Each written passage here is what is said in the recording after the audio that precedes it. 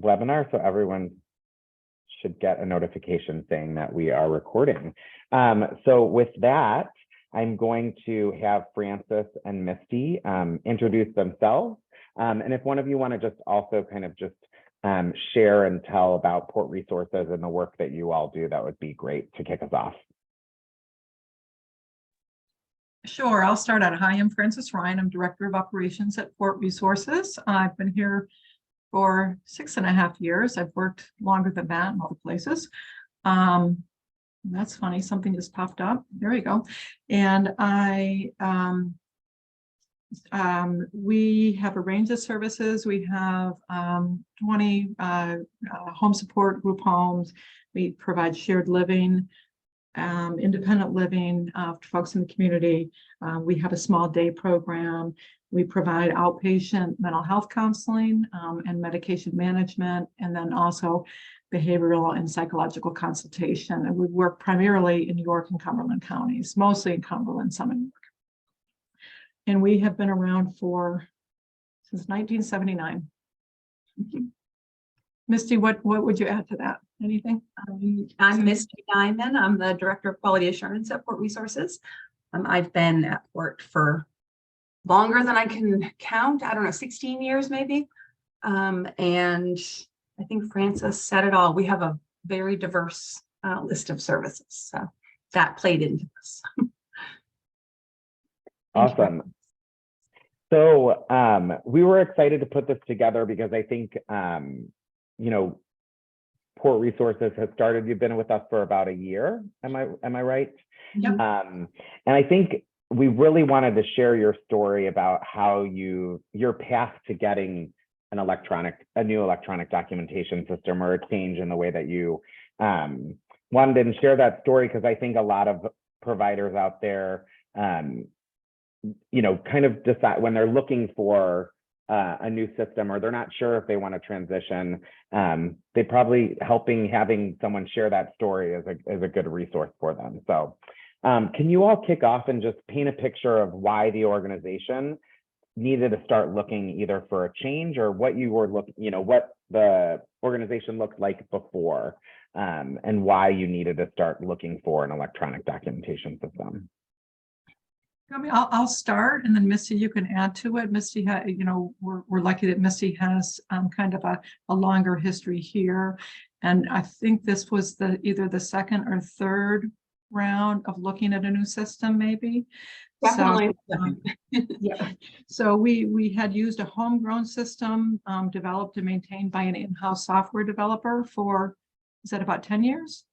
Yeah, about 10 years, and then we essentially, it was still, well, he was approaching retirement, so we were dependent on a person to maintain the system.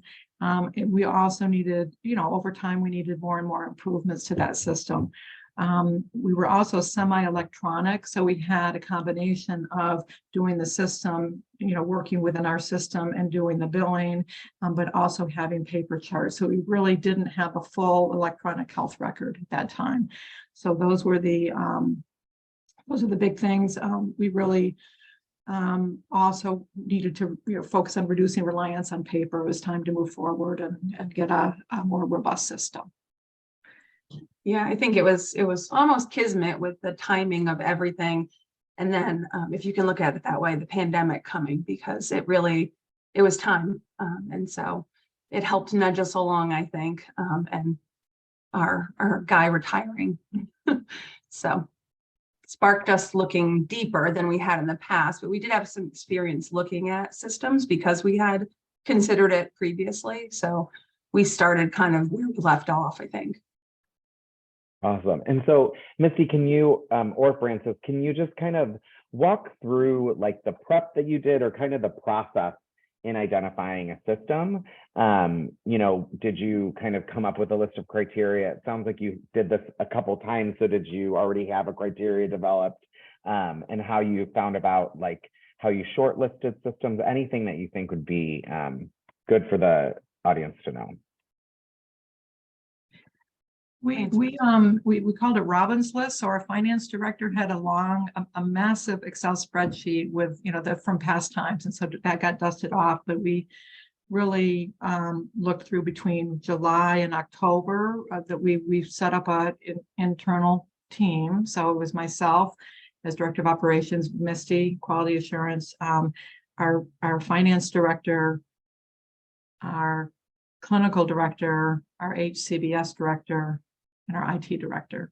And actually our software development direct person who had just retired, but he was only on there briefly. So we identified key elements, all the things that were most important to us from all the different angles, HIPAA compliance, implementation support, help desk, EVV, goal tracking, HCBS. I mean, those are just some of them, but we had a big spreadsheet that we all brainstormed together.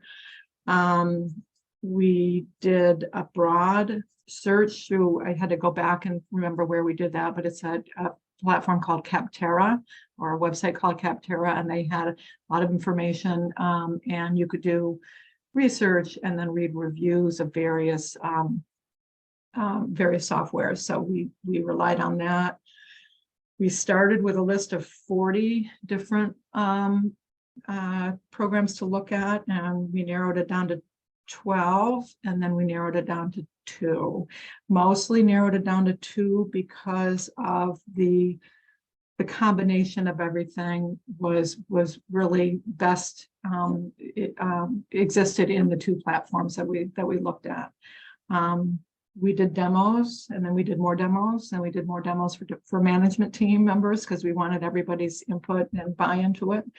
And we did quotes, but it was probably, Missy, you can actually add to some of the prior process and your perspective of that. Yeah, I mean, I think for me, going through it a couple times, just learning all the details of every service is really important. I know we're going to get to things I would recommend, and one of the things I would recommend is get your process manuals for each service that you have, because they're all different. They all have different nuances that you need to know. When do you sign something? When do you date something?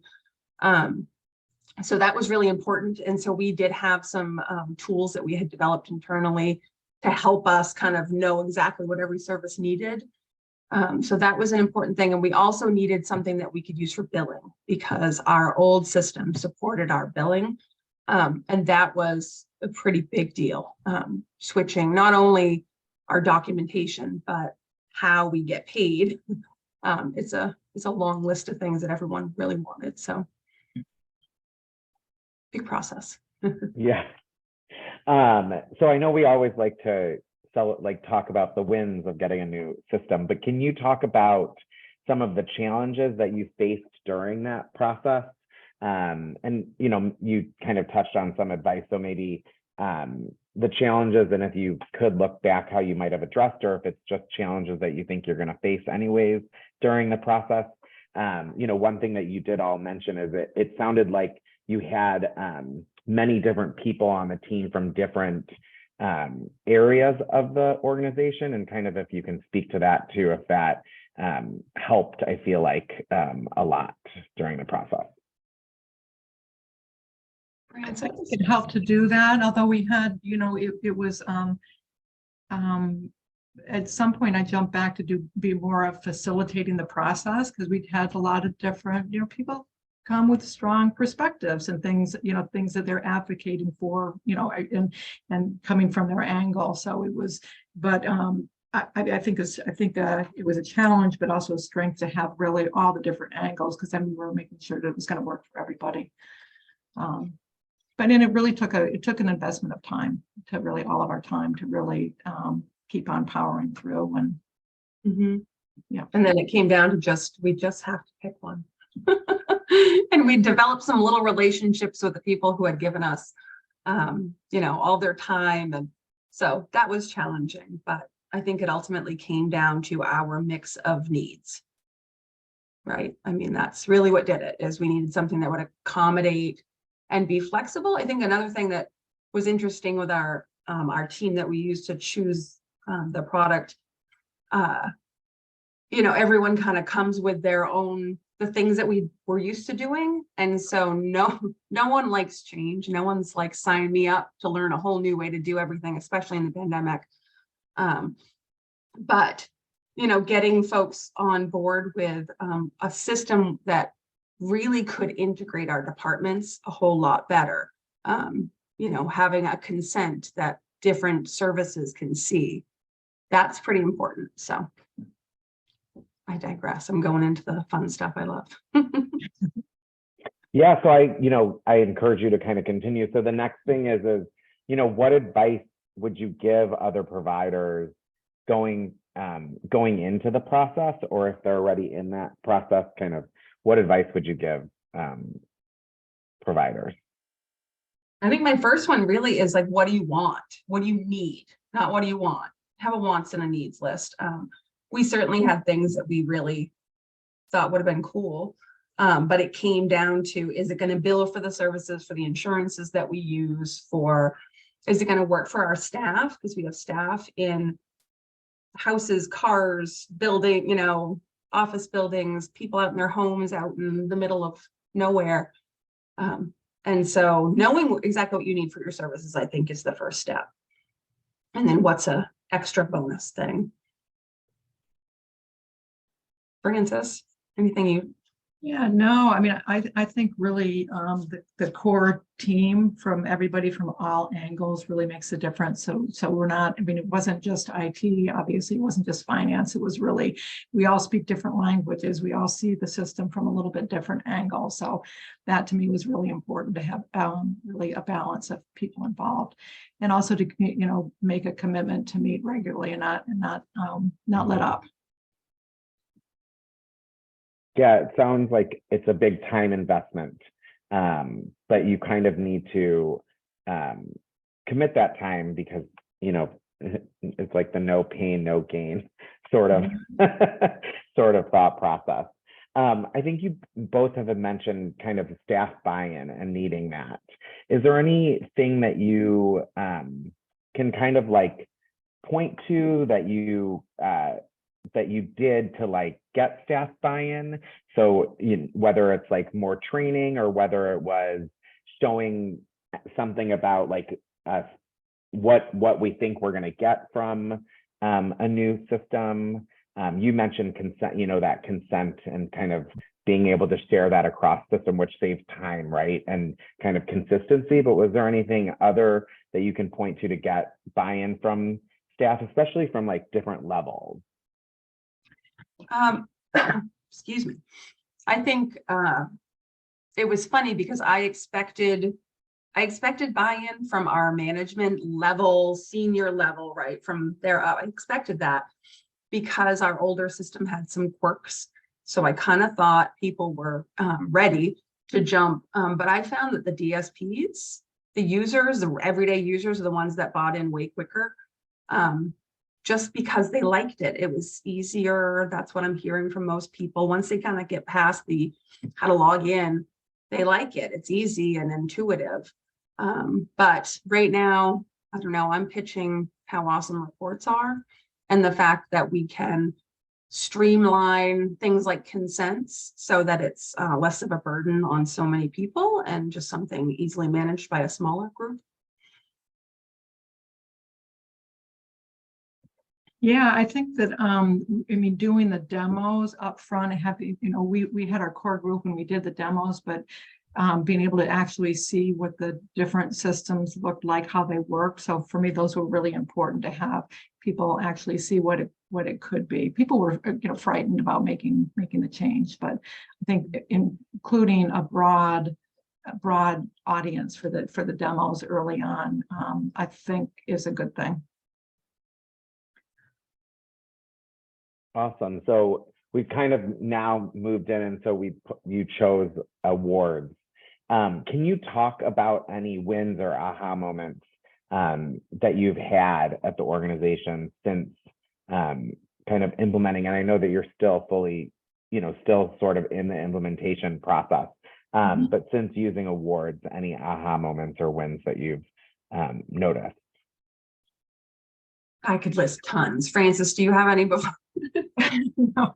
Well, I was going to say, well, one, and where we are, so we went live with our residential programs last June 6th.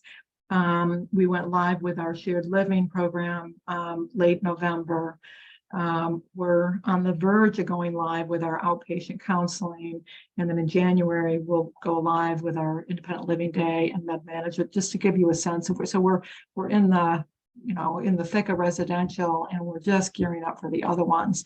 I think that a couple of my thoughts are, well, we all went through the HCBS compliance process. And so we really, this has helped drive that compliance. We wished that we had done it sooner in the process, but once we were able to create some great reports, it really helped us show the evidence of compliance. And we really built the shift notes in a way that would help lead people to assuring we're following HCBS. The management tools are a huge, were really helpful. We're still getting comfortable in using those. And there was I think Misty can explain it better, but we just had a great example last week where we needed to, in the fly, figure out a new form that would work better to make sure our staff are documenting. And so we called Misty's our resident expert. I mean, she's our administrator, and she knows more about awards and is fluent, with it. So our director of health services, myself and Misty, had a little work session, and we just went in and customized the form and made it work better, just like that. Yep, I think that was, for me, that's one of my aha moments in my role. Previously, I would work with our software developer anytime we needed changes, and it was kind of a process, to change things to, I used to say I had to translate it, and I say this lovingly, I had to translate it into IT speak, the things that we wanted from a programmatic side. And now it's nice because we can just make the changes. The three of us met, and I was able to just go, boop, here's a new form, and we're going to put a little reminder right here. So the fact that we could just do that on a Friday and not have to call anyone, that's pretty big. Because, it was a health and safety thing. So that's a big deal to me. And yeah, just the fact that you learn, it's like, for me, getting a new toy and learning how to use it, because you get to do all the stuff in it, and you will learn how to do all of the stuff. So I like that. I like that you get to use what you need to, but if you don't know how to do it, you've got your implementation team who will help you in a heartbeat. So that's nice. And Misty, and I'm kind of directing this to you because you're the resident expert. Can you just talk though about that you can do it, but that how you feel someone's acumen of technology needs to be in order to do that? Because I think some people, when they're hear someone being the resident expert, I think they think that they know SQL and they can do all this code.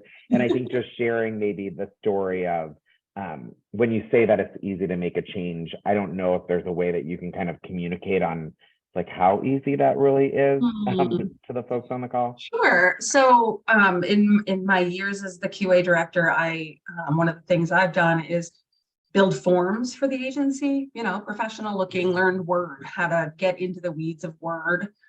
Which anyone who's played with Word, it can be tricky.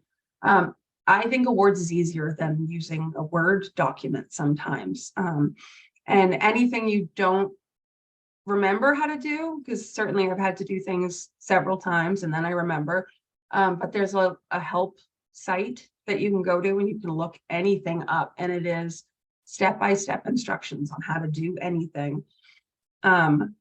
So for me, picking things up was fun, but we recently trained a 90-year-old shared living provider to do this, and she is doing her documentation. She's submitting invoices.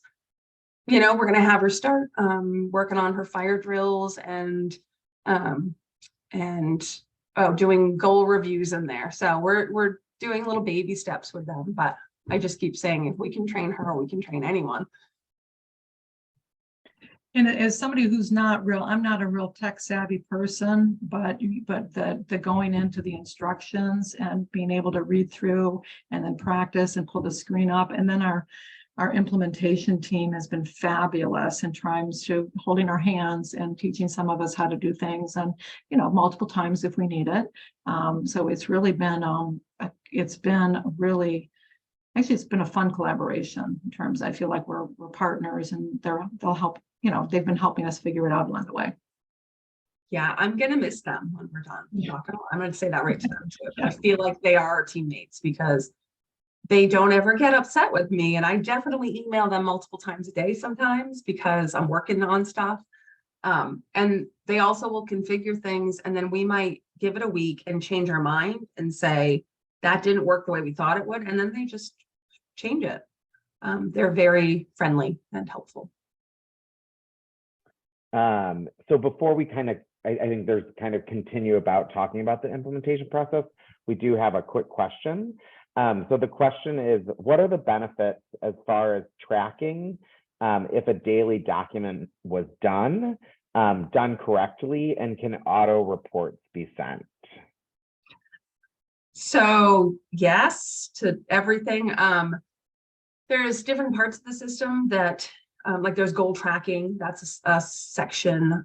There's progress notes, that's a section, and every single thing in there, there's a report. And I say this at our company all the time, the reports aren't as scary as they sound, but you can look up anything, and you can schedule regular reports. Like I have an incident report summary that comes into my message box once a week automatically because I want to read the summary of all the reports and whether they've been closed. So yes, extremely customizable. And you can choose per service whether you do goal tracking or how you do goal tracking. We have it set up differently in our shared living than we do in our residential, and it will be different in our day program too. So that's nice. Did I get all of them? The thing also, Chris, is that the aha moment we had last week was that was around doing body checks, skin checks. And so we had a process and expectation that the DSPs for two particular people were going to be doing a body check and then documenting their findings, notifying the supervisor, so we could do incident reporting, et cetera. And what we were finding though is that way we had set it up, it wasn't working that way. People weren't documenting, and then we didn't know that they weren't documenting. So what we did is we fixed it to make sure we had a simpler documentation form, and then scheduled reports so we could see, like I then get a daily report to then verify that the skin check had been completed and if there were any findings and what they did. So really drilling down to that specific there's a huge capacity for that. And I think this kind of leads to a nice segue to kind of talking about the implementation process, because I think, when you're talking about how we work, you guys have kind of touched on the collaboration and how the system is very flexible. And so if you want to just talk about how the implementation process was for you, and then also just if you can kind of maybe walk through just how that relationship and kind of how that worked for your organization. Sure. Frances, do you have? I'll start real quick. One thing that stands out is they are, I'm assuming this is the case for everybody, but they know our field and the system. So they have been DSPs, they've been managers, they've been QA people, so they know all sides of it, and that really makes a difference. And just the helpful hands-on implementation process. We have an internal weekly meeting because particularly early on, we had a lot of homework. So we had to view a lot of trainings. There was a whole series of things that we had to do to gear ourselves up and get informed. And then we had a weekly internal meeting to keep ourselves in order, and make some internal decisions together. And then we still have a weekly implementation team meeting with Jessica and Megan. So it's really been, again, early on, a lot of educating and teaching us, and then practicing and then troubleshooting all the way along. And they have configuration guides. I don't know what they're called. That's what I call them. But they're fancy forms basically that are kind of like menus for the different things that you can choose. And so they will walk you through that. And it's funny because now we're working on our, I don't know, 5th service. And I had to remind myself to go back to the configuration tools to remember all the little things because, you know, there's a lot of little things that you have to configure. And that sounds fancy, but it just means choose, you know, do you want a progress note or do you not want a progress note? How are you going to bill? But they have very helpful forms that kind of walk you through all those things that you probably would never think of unless someone said, well, do you want this on the face sheet? So those were really helpful tools. I think I'd go back to them and use them.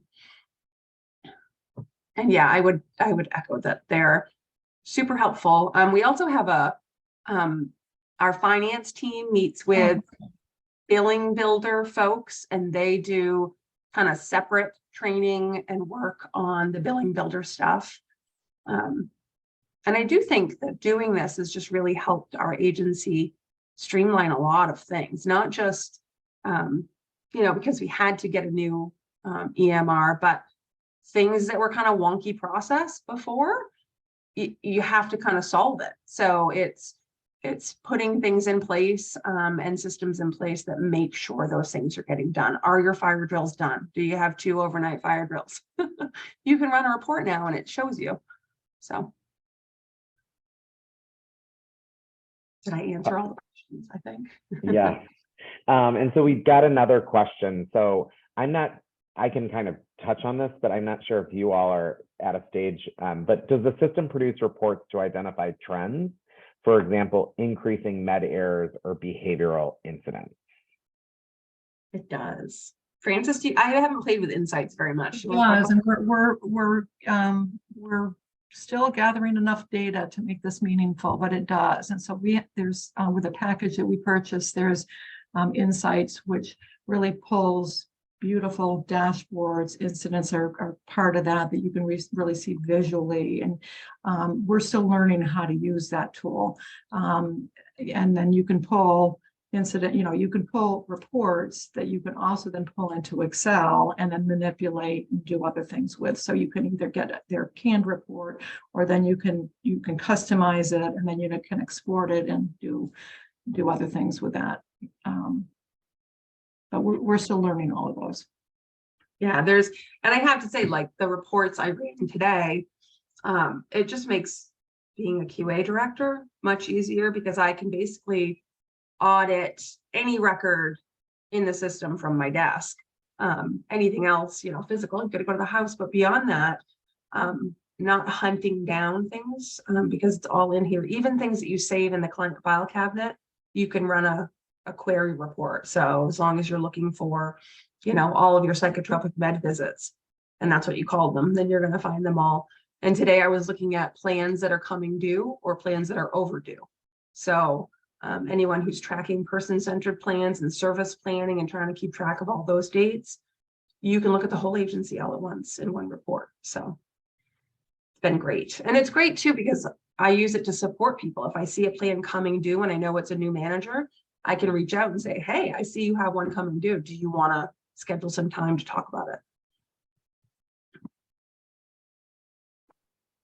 You can also plan the reports according to, so you can narrow it down to one particular program, a cluster of programs. If one manager has several programs, the whole agency, so you can really adapt it to kind of what you want to look at. It's nice. That is a big feature for us too. I don't think we really dug into that, but because we've got such diverse services and roles in our company, the permissions are really, really helpful. You can build them any way you need to. You can give people read only. You can make it so they don't even see a button. For example, our shared living providers don't even have a human resources button because we don't want, you know, to cross that contractor line. They basically get charting, and that's about it.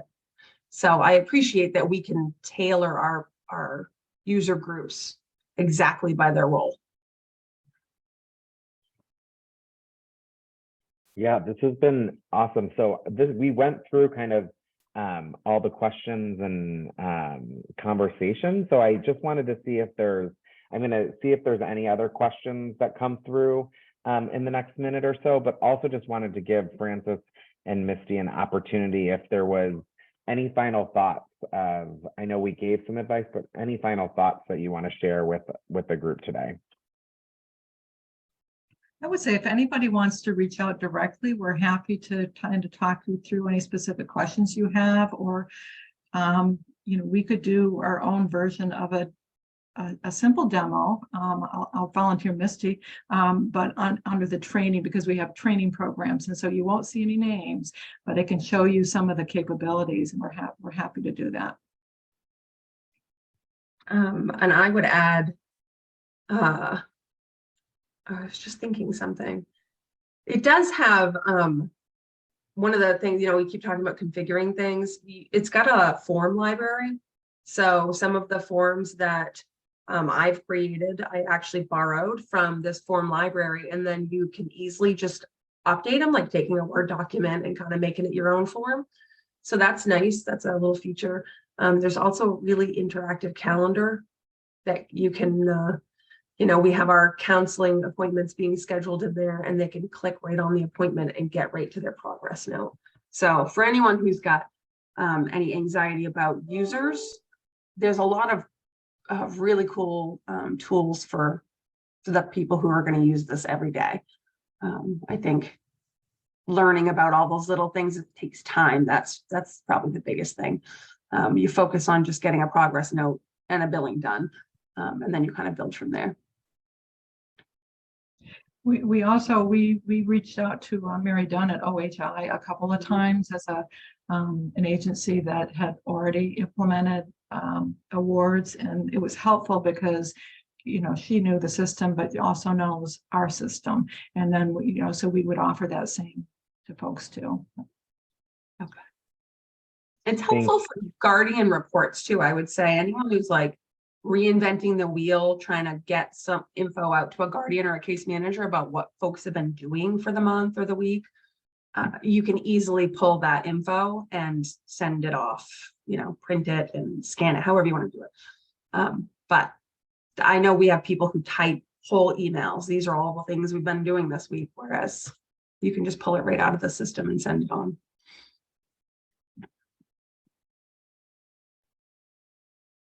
Awesome.